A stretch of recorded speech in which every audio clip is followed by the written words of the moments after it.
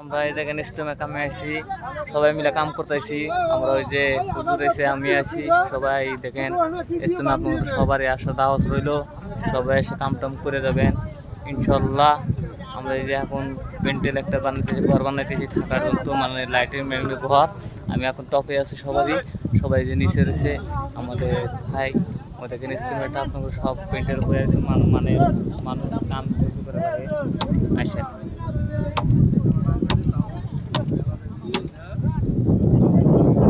হাজার হাজার মানুষ কামের চিন্তায় আছে। এই টপে আছে, এখন বাস বাঁধিতেছি, আপনারা সবাই আসবেন।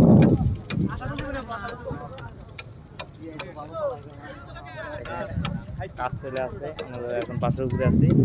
ওই যে রিঙ্কু আঙ্কুনি খেতেছে জায়গাটা, ওই যে আমার তো হুজুর, ওই যে আরো কাদা ছেলে আছে কাম করে আছে, ওই আশরাফুল বয়ে আছে।